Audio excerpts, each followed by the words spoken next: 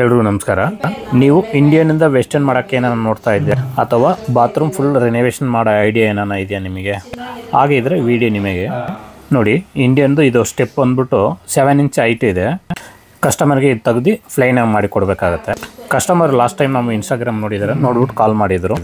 Customer ಹೇಳಿದ್ರು ಈ ಥರ ಬರೋ ಟೆನೆಂಟ್ ಎಲ್ಲ ಇಂಡಿಯನ್ ಇರೋದ್ರಿಂದ ಇದು ಮಾಡ್ತಾ ಇದ್ದಾರೆ, ಎಲ್ಲ ವೆಸ್ಟರ್ನ್ ಬೇಕು ಅಂತ ಕೇಳ್ತಾ ಇದ್ದಾರೆ. ಅದರಿಂದ ನಿಮ್ಮ ವಿಡಿಯೋ ನೋಡಿದೆ ನಮಗೆ ವೆಸ್ಟರ್ನ್ ಮಾಡಿ ಕೊಡಬೇಕು ಅಂದರು.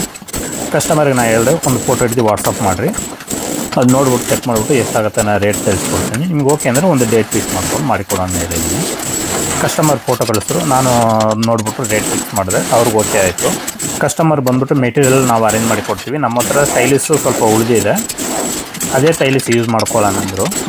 ಅವ್ರ ಹತ್ರ ಸ್ವಲ್ಪ ಮ್ಯಾಚ್ ಆಗೋ ಕಲರ್ ಇದ್ದಿಲ್ಲ, ಯಾವುದೋ 2 ಕಲರ್ ಇತ್ತು. ಸರ್ ಪರವಾಗಿಲ್ಲ, ನಮಗೇನು ತೊಂದರೆ ಇಲ್ಲ, ಹಾಕಿ ಇದು ರೆಂಟ್ ಮನೆಯೇ ಪರವಾಗಿಲ್ಲ ಅಂದರು.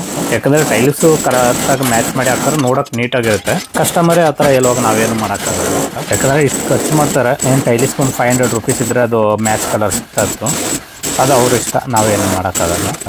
ನಿಮಗೆ ಏನಾದರೂ ರಿಕ್ವೈರ್ಮೆಂಟ್ ಇದ್ದರೆ ಕಾಲ್ ಮಾಡ್ಬೋದು. ನಾವಿರೋ ಏರಿಯಾ CVರಾಮನಗರ್ ನಿಯರ್ ಓಲ್ಡ್ ಏರ್ಪೋರ್ಟ್. ನಾವು ಇಲ್ಲಿಂದ ಒಂದು 10 to 15 ಕಿಲೋಮೀಟರ್ ಸರ್ವಿಸ್ ಕೊಡ್ತಾ ಇದ್ದೀವಿ.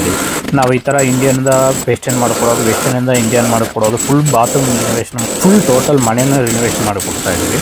ಫುಲ್ ಮನೆಯೇ ರಿನೋವೇಷನ್ ಮಾಡಬೇಕಂದ್ರೆ ವುಡ್ ವರ್ಕ್ ಬಿಟ್ಟು ಮಿಕ್ಕಿದೆಲ್ಲ ಮಾಡಿಕೊಡ್ತೀವಿ. ನಮ್ಮ ಚಾನಲ್ ಪ್ರತಿಯೊಂದು ವೀಡಿಯೋನ ಅಪ್ಲೋಡ್ ಮಾಡಿದ್ದೀವಿ, ಅಲ್ಲಿ ಹೋಗಿ ನೋಡೋದು ನಿಮ್ಗೆ ಒಂದು ಐಡಿಯಾ ಸಿಗುತ್ತೆ. ನಿಮ್ಗೆ ಏನು ರಿಕ್ವೈರ್ಮೆಂಟ್ ಇದೆ ಆ ವಿಡಿಯೋ ನೋಡಿರಿ, ಯಾವ ಥರ ಇರೋದು ಯಾವ ಥರ ಮಾಡಿ ಕೊಟ್ಟಿದ್ದಾರೆ ಅಂದ್ಬಿಟ್ಟು ನಿಮ್ಗೆ ಒಂದು ಐಡಿಯಾ ಸಿಗುತ್ತೆ. ಇವಾಗ ಮಾಡಿರೋದ್ರಲ್ಲಿ ಫುಲ್ ಸ್ಟೆಪ್ಪೆಲ್ಲ ತೆಗೆದಿದ್ದೀವಿ, ಅದನ್ನೆಲ್ಲ ಫುಲ್ ಸ್ಟೆಪ್ಪೆಲ್ಲ ಕಾಂಕ್ರೀಟ್ ಹಾಕಿದ್ರು, ನೋಡ್ಬೋದು ನೀವು, ತೋರಿಸ್ತಾ ಇದ್ದೀನಿ ನೋಡಿ. ಒಂದೊಂದು ಕಡೆ ನೋಡಿದ್ರೆ ಸುಮ್ಮನೆ ಮರಳು ಹಾಕ್ಬಿಟ್ಟು ವೇಸ್ಟೇಜ್ ಹಾಕ್ಬಿಟ್ಟು ತುಂಬಿರ್ತಾರೆ, ಕೆಲವೊಂದು ಕಡೆ ನೋಡಿದ್ರೆ ಈ ಥರ ಫುಲ್ ಕಾಂಕ್ರೀಟ್ ಹಾಕಿ ಇದು ಮಾಡಿರ್ತಾರೆ. ನಾವು ಈ ಥರ ಇಂಡಿಯನ್ನಿಂದ ವೆಸ್ಟರ್ನ್ ಮಾಡೋದ್ರಲ್ಲಿ 3 ಟೈಪ್ ಮಾಡ್ತೀವಿ. ಒಂದು ಸ್ಟೆಪ್ ಇರೋ ಆಲ್ರೆಡಿ ಸ್ಟೆಪ್ ಇತ್ತಲ್ಲ, ಸ್ಟೆಪ್ ಇರೋ ಥರನೂ ಮಾಡಿಕೊಡ್ತೀವಿ. ಈ ಥರ ಸ್ಟೆಪ್ ತೆಗೆದ್ಬಿಟ್ಟು ಈವನೂ ಮಾಡಿಕೊಡ್ತೀವಿ. ಇಲ್ಲ ಫುಲ್ಲು ಫ್ಲೋರಿಂಗು ಚೇಂಜ್ ಮಾಡೋದಾದ್ರೆ ಫುಲ್ ಫ್ಲೋರಿಂಗು ಚೇಂಜ್ ಮಾಡಿಕೊಡ್ತೀವಿ. ಕೆಲವೊಬ್ರಿಗೆ ಏನಾಗುತ್ತೆ ಅಂದರೆ ಫುಲ್ಲು ಹಾರ್ಡ್ ವಾಟರ್ ಯೂಸ್ ಮಾಡಿ ಫ್ಲೋರಿಂಗ್ ಫುಲ್ಲು ಗಲೀಜಾಗಿರುತ್ತೆ. ಅವ್ರು ಏನು ಮಾಡ್ತಾರೆ ಅಂದರೆ ಒಂದೇ ಈವನಾಗ ಮಾಡಿಬಿಟ್ಟು ಫುಲ್ಲು ಒಂದೇ ಯೂನಿಫಾರ್ಮ್ ಆಗಿರುತ್ತಲ್ಲ ಟೈಲಿಸ್ ಫುಲ್ ಚೇಂಜ್ ಮಾಡಿದ್ರೆ, ಅದರಿಂದ ಕೆಲವೊಬ್ಬರು ಹಂಗೂ ಚೇಂಜ್ ಮಾಡ್ಕೊತಾರೆ. ಕಸ್ಟಮರ್ಗೆ ಯಾವ ಥರ ಬೇಕೋ ಆ ಥರ ಮಾಡಿಕೊಡ್ತೀವಿ. ನಾವು ಇಂಡಿಯನ್ನಿಂದ ವೆಸ್ಟರ್ನ್ ಮಾಡೋಕ್ಕೆ 1 ಡೇ ಟೈಮ್ ತೊಗೊತೀವಿ. ಅದೇ ಫ್ಲೋರಿಂಗ್ ಚೇಂಜ್ ಮಾಡಬೇಕಾದ್ರೆ 2 ಡೇಸ್ ಬೇಕಾಗುತ್ತೆ. ಅಥವಾ ಫುಲ್ಲು ಬಾತ್ರೂಮ್ ರಿನೋವೇಷನ್ ಬೇಕಂದರೆ 4 to 5 ಡೇಸ್ ಆಗುತ್ತೆ. ಫುಲ್ ಮನೆಯೇ ರಿನೋವೇಷನ್ ಮಾಡಬೇಕಂದ್ರೆ ಕಸ್ಟಮರ್ ಯಾವ ಥರ ಎಕ್ಸ್ಪೆಕ್ಟ್ ಮಾಡ್ತಾರೆ ಅದ್ಮೇಲೆ ಡಿಪೆಂಡ್ ಆಗುತ್ತೆ. ನಾವು ಬಂದು full plumbing work, electric work, tile work, full ಮನೆಯೇ ರಿನೋವೇಷನ್ ಈ ಥರ ಎಲ್ಲ ಮಾಡಿಕೊಡ್ತೀವಿ. ನಾವು ಫುಲ್ಲು ಟೈಲ್ ವರ್ಕ್ ಆಗಲಿ ಎಲೆಕ್ಟ್ರಿಕ್ ವರ್ಕ್ ಆಗಲಿ ಬರೀ ಸಣ್ಣ ಪುಟ್ಟ ಕೆಲಸಕ್ಕೆ ಮಾಡೋಕ್ಕೆ ಬರೋಲ್ಲ. ಈ ಥರ ಫುಲ್ ರಿನೋವೇಷನು ಈ ಥರ ಇದು ಕೆಲಸ ಇದ್ರೆ ಮಾತ್ರ ಬಂದು ಅಟೆಂಡ್ ಮಾಡ್ತೀವಿ. ತುಂಬ ಕಡೆ ಇದು ಬಾತ್ರೂಮ್ ಫ್ಲೋರಿಂಗ್ ಬಂದ್ಬಿಟ್ಟು ಪೇಪರ್ ಜಾಯಿಂಟ್ ಟೈಲ್ಸ್ ಹಾಕಿರ್ತಾರೆ, ಹೊಸ ಫ್ಲಾಟೇ ಇರುತ್ತೆ, ಅದು ನೋಡಿದ್ರೆ ತುಂಬ ಲೀಕೇಜ್ ಪ್ರಾಬ್ಲಮ್ ಇರುತ್ತೆ. ಆ ಥರ ಬೇಕಂದರೆ ನಾವು ಎಪಾಕ್ಸಿ ಮಾಡಿಕೊಡ್ತೀವಿ. ಅದು ಪೇಪರ್ ಜಾಯಿಂಟ್ ಎಲ್ಲ ಕಟ್ ಮಾಡಿ ಕ್ಲೀನಾಗಿ ನೀಟಾಗಿ ಅದು ಎಪಾಕ್ಸಿ ಫಿಲ್ ಮಾಡಿಕೊಡ್ತೀವಿ. ಅದು ನಮ್ಮ ಚಾನಲ್ನಲ್ಲಿ ಆ ವಿಡಿಯೋನ ಹಾಕಿದ್ದೀವಿ, ಅಲ್ಲಿ ಹೋಗಿ ನೀವು ನೋಡ್ಬೋದು ಯಾವ ಥರ ಮಾಡಿದ್ದೀವಿ ಅಂದ್ಬಿಟ್ಟು. ನಾವು ಇಂಡಿಯನ್ ಟಾಯ್ಲೆಟಿಂದನೂ ವಾಲ್ ಮೌಂಟ್ ಬೇಕಾದ್ರೆ ವಾಲ್ ಮೌಂಟು ಮಾಡಿಕೊಡ್ತೀವಿ. ಆ ವಿಡಿಯೋನು ನಮ್ಮ ಚಾನಲ್ನಲ್ಲಿ ಇದೆ. ತುಂಬ ಜನಗಳು ನಮ್ಮ ಇನ್ಸ್ಟಾಗ್ರಾಮಲ್ಲಿ ನೋಡ್ಬಿಟ್ಟು ತುಂಬ ಕಡೆ ಏನು ಮಾಡ್ತಾರೆ, ಇಂಡಿಯನ್ನಿಂದ ವೆಸ್ಟರ್ನ್ ಮಾಡೋದು, ಅದು ಸ್ಟೆಪ್ಪೆಲ್ಲ ಹೊಡೆದು ತೆಗಿಯಲ್ಲ, ಬೇರೆ ಇಂಡಿಯನ್ನಲ್ಲಿ ಹಂಗೆ ಪೈಪ್ ಇಟ್ಬಿಟ್ಟು ಅದು ಬೇಸಿನಲ್ಲಿ ಸಿಮೆಂಟ್ ತುಂಬಿಟ್ಟು ಮಾಡ್ತಾರೆ. ಆ ಥರ ಮಾಡೇಬಾರ್ದು ಯಾವಾಗೂ. ನೋಡಿ ಈ ಥರನೇ ಮಾಡಬೇಕಾಗತ್ತೆ. ಯಾಕಂದರೆ ಇಂಡಿಯನ್ನಲ್ಲಿ ಒಂದು ಪಿ ಡ್ರಾಪ್ ಇರುತ್ತೆ, ಸ್ಮೆಲ್ ಅವಾಯ್ಡ್ ಮಾಡೋಕ್ಕೆ ಇರುತ್ತೆ. ಅದನ್ನಲ್ಲಿ ನಾವು ಪೈಪ್ ಇಟ್ಬಿಟ್ಟು ವೆಸ್ಟರ್ನ್ ಫಿಟ್ ಮಾಡುವಾಗ ಡಬಲ್ ಫೀ ಡ್ರಾಪ್ ಆಗುತ್ತೆ. ಆವಾಗ ನೀರು ಫ್ಲೋ ನಿಮಗೆ ಕರೆಕ್ಟಾಗಿರಲ್ಲ, ಆವಾಗ ಬ್ಲಾಕ್ ಆಗೋದು ಜಾಸ್ತಿ ಪ್ರಾಬ್ಲಮ್ ಇರುತ್ತೆ. ಪ್ಲಸ್ ಮಾಡಿದ್ರೂ ನಿಮಗೆ ಕರೆಕ್ಟಾಗಿ ಹೋಗಲ್ಲ. ಅದು ಕಂಪಲ್ಸರಿ ಇಂಡಿಯನ್ನಿಂದ ವೆಸ್ಟರ್ನ್ ಮಾಡುವಾಗ ಒಳಗಡೆ ಇರೋ ಪಿ ಡ್ರಾಪ್ ತೆಗೆದು ಮಾಡಬೇಕಾಗುತ್ತೆ.